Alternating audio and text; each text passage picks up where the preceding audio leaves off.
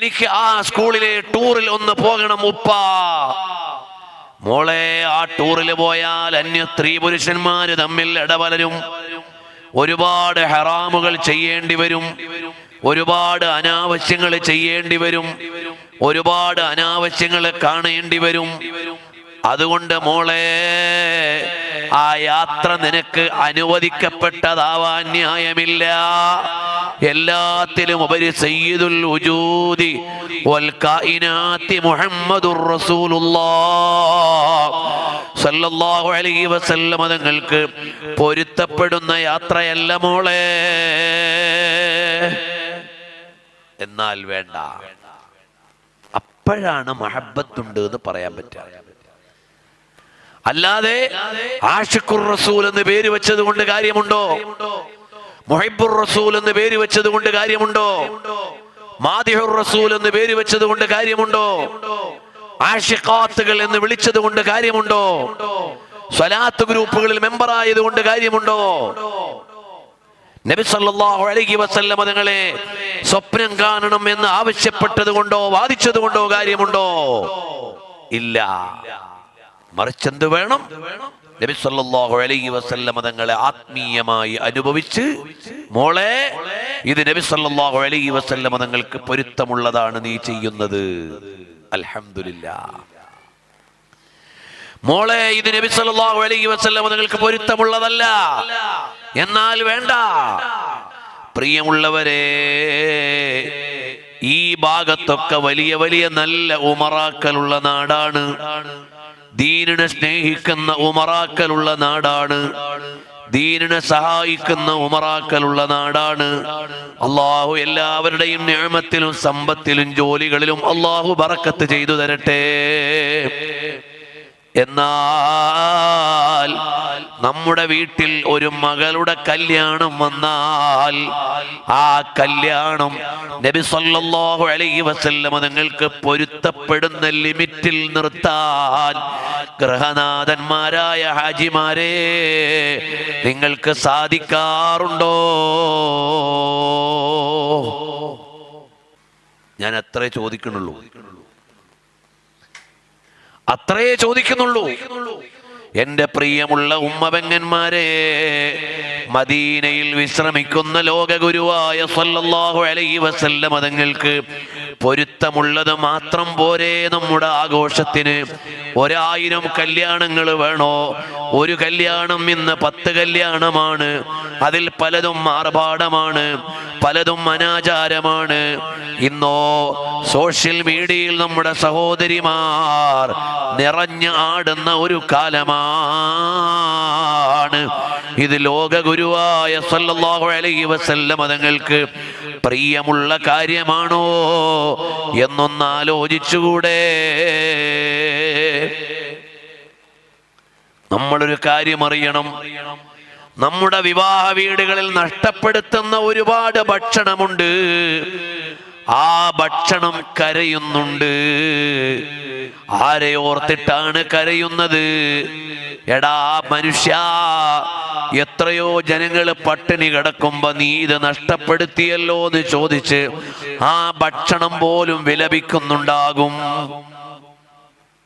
ബഹുമാനപ്പെട്ട മുസ്തഫ ഹാജിന്റെ കൂടെ കഴിഞ്ഞ 5 ദിവസം ഞാൻ ബംഗാളിലും ബീഹാറിലും ആയിരുന്നു. ഓരോട് നിങ്ങൾ ചോദിച്ചു നോക്കണം, ഒരു പൊതി ചോറിന് വേണ്ടി ജനങ്ങൾ വന്ന് നിൽക്കുന്നത്. ആ പൊതിന്റെ വലിപ്പം കണ്ടിട്ട് ആചാര്യ ചോദിക്കുക, ഇതെങ്ങനെയാ വയറ് നിറയാന്ന്? ആ ഒരു ചെറിയ പൊതിച്ചോറിന് വേണ്ടി ആളുകൾ വന്ന് മണിക്കൂറുകൾ കാത്തു നിൽക്കുകയാണ്. കഴിഞ്ഞ ദിവസം ഞങ്ങൾ ബീഹാറിലെ ഒരു ഗ്രാമത്തിൽ ഒരു പാവപ്പെട്ട കുടുംബത്തിന് ഒരു വീട് സമർപ്പിക്കാൻ വേണ്ടി പോയി. എത്ര റുപ്യന്റെ വീടാന്നറിയോ? 2.5 ലക്ഷം രൂപയുടെ വീട്. 2.5 ലക്ഷം രൂപന്റെ വീട് നിങ്ങൾക്ക് മനസ്സിലാവുണ്ടോ?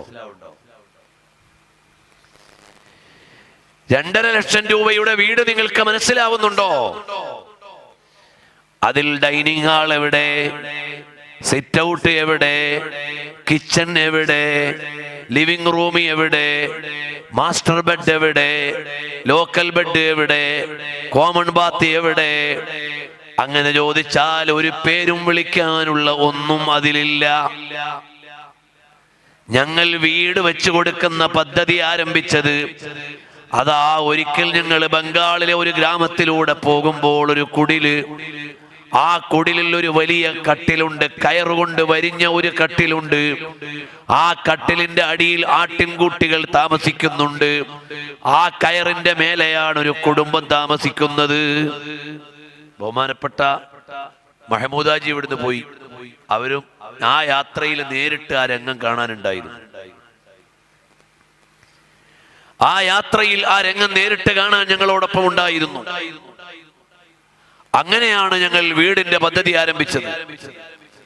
അപ്പോൾ കേവലം 2.5 ലക്ഷം രൂപയ്ക്ക് ഒരു കുടിലുണ്ടാക്കിയാൽ ആ നാട്ടിലെ മാന്യമായ വീടാകുന്ന ഒരു ഗ്രാമത്തിലേക്ക് ഞങ്ങൾ പോയി.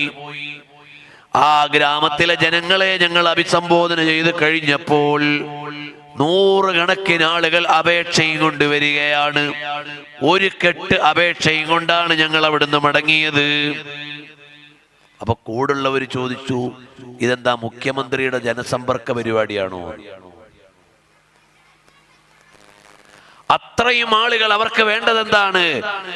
വെള്ളം വേണം. ഒരു ചെറിയ കിണർ 20,000 രൂപ അല്ലെങ്കിൽ 15,000 രൂപയ്ക്കുള്ള ഒരു കുടിവെള്ളം വേണം, അല്ലെങ്കിൽ ചെറിയ ഒരു കുടില് വേണം. ഇതുപോലെയുള്ള ആവശ്യങ്ങൾക്ക് വേണ്ടിയാണ് ആളുകൾ രാവിലെ മുതൽ കാത്തുനിന്ന് നട്ടുച്ച കഴിയുമ്പോൾ ഞങ്ങളുടെ കയ്യിൽ വലിയ പ്രതീക്ഷയോടെ ഒരു കടലാസ് തന്നിട്ട് പോയി, ഒരു അപേക്ഷ. ഒരിക്കലും നമുക്കത് ചെയ്തു കൊടുക്കാൻ പറ്റില്ല, അത്രയും ഏറെയുണ്ട്. ഞങ്ങൾ അവിടെയുള്ള നമ്മുടെ പ്രവർത്തകരോട് പറഞ്ഞു, നിങ്ങൾ ഇതിന്റെ മുഴുവനും വസ്തുതകൾ പഠിക്കണം, നമുക്ക് ചെറിയൊരു ശതമാനം ആളുകൾക്കെങ്കിലും എന്തെങ്കിലും ചെയ്തു കൊടുക്കാനായാലോ എന്ന്. അങ്ങനെ വളരെ വേദനയോടുകൂടിയാണ് ഞങ്ങൾ അവിടെ നിന്ന് മടങ്ങുന്നത്. പ്രിയമുള്ള ഉമ്മമാരെ, സഹോദരിമാരെ, നമ്മുടെ വീട്ടിൽ നടക്കുന്ന വിവാഹങ്ങളിൽ ലക്ഷങ്ങളും ദശലക്ഷങ്ങളും കോടികളും പൊടിക്കുന്നില്ലേ? കുറച്ചു നാള് മുമ്പ് ഡൽഹിയിലെ അഭയാർത്ഥി ക്യാമ്പിൽ നിന്ന് ഒരു സഹോദരി ഒരു കത്തെഴുതി, കല്യാണത്തിന് സഹായിക്കണം.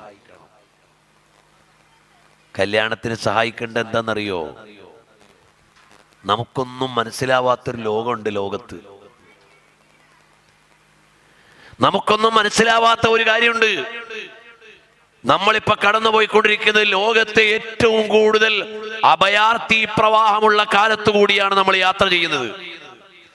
ലോകത്തെ ഏറ്റവും കൂടുതൽ അഭയാർത്ഥി പ്രവാഹമുള്ള കാലമാണ് ഇപ്പോൾ നമ്മൾ ജീവിച്ചുകൊണ്ടിരിക്കുന്ന കാലം.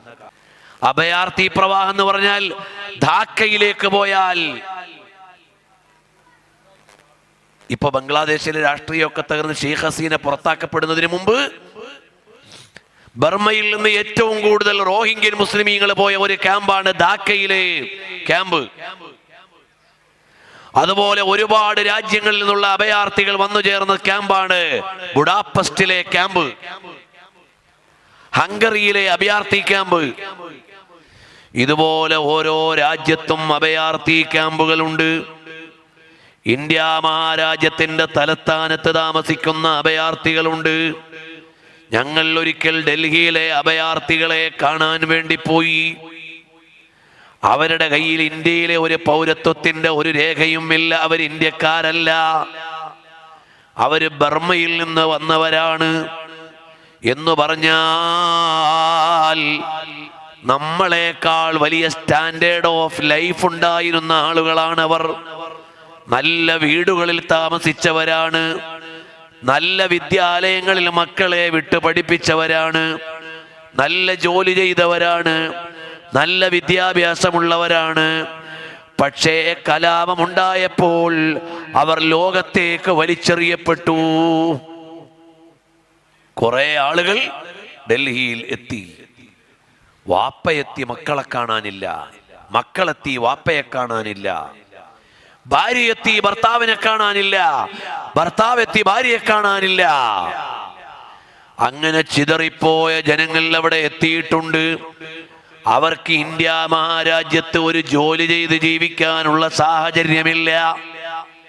എന്താണ് കാരണം? അവർക്കാകെയുള്ളത് ഒരു റെഫ്യൂജി കാർഡ് മാത്രമാണ്, ഒരു അഭയാർത്ഥി കാർഡ് മാത്രമാണ് UN നൽകിയത്.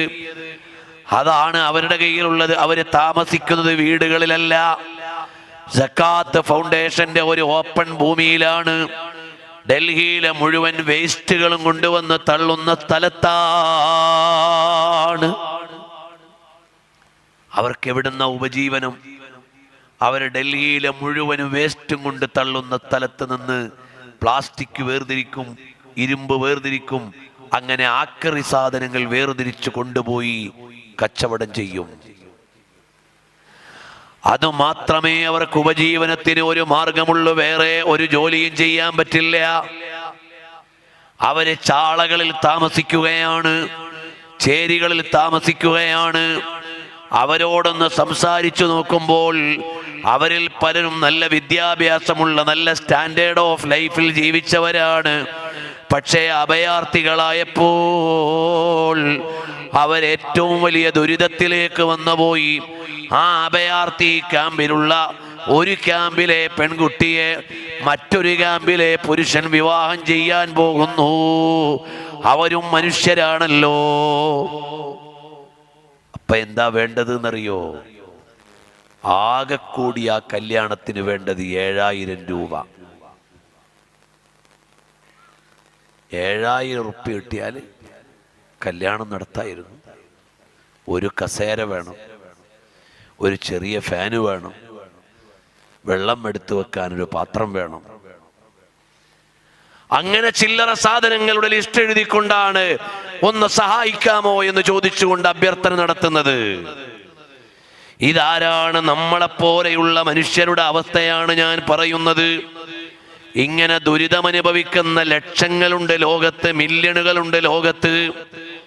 ഒരു നേരത്തെ ഭക്ഷണത്തിന് വേണ്ടി ദിവസങ്ങളായി കിട്ടിയിട്ടില്ല. അതാ ഒരു കഷ്ണം റൊട്ടി കിട്ടുമെന്ന് കരുതിയിട്ട് ഏതോ ഒരു ചാരിറ്റി സംഘടനയുടെ വാഹനത്തിന്റെ ശബ്ദം കേട്ടപ്പോൾ ഓടി വന്നു. കിട്ടിയ ബ്രെഡിന്റെ കൂടെ പൊട്ടിയ ബോംബിൽ തെറിച്ചുപോയ മനുഷ്യർ ഇന്നുമില്ലേ? ഫലസ്തീനിലില്ലേ? അപ്പോഴാണോ നമ്മൾ വിവാഹമാമാങ്കത്തിന്റെ ഇടയിൽ കോടികൾ പൊടിച്ചു കളയുകയും അതാ നൂറുകണക്കിന് ആളുകൾക്ക് കഴിക്കാനുള്ള ഭക്ഷണം വേസ്റ്റാക്കി കളയുകയും ചെയ്താൽ അള്ളാഹു നമുക്ക് പരീക്ഷണം വെക്കും. അള്ളാഹു തആല നമ്മളെ പരീക്ഷിക്കും. ആ പരീക്ഷണം ഒരുപക്ഷെ നിങ്ങൾക്കായിരിക്കില്ല, നിങ്ങളുടെ മക്കൾക്കായിരിക്കും. ഒരുപക്ഷെ നിങ്ങളുടെ പേരക്കുട്ടികൾക്കായിരിക്കും.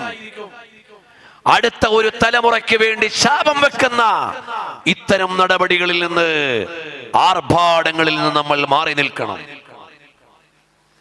നമ്മൾ വിചാരിക്കും എന്റെ പൈസയല്ലേ, എന്റെ കോളല്ലേ, എന്റെ ക്യാഷ് അല്ലേ, എന്റേതല്ലേ, ആരാണ് എന്നോട് ചോദിക്കാൻ? ഇല്ല, ഇതിന്റെ മുഴുവനും മാലിക്കുൽ മുലൂക്കാണ്. അല്ലാഹു ജല്ല ജലാലുഹു അവൻ തന്നതല്ലാതെ ഒരു നിഅമത്തും ഒരു സമ്പത്തും ഒരാൾക്കുമില്ല.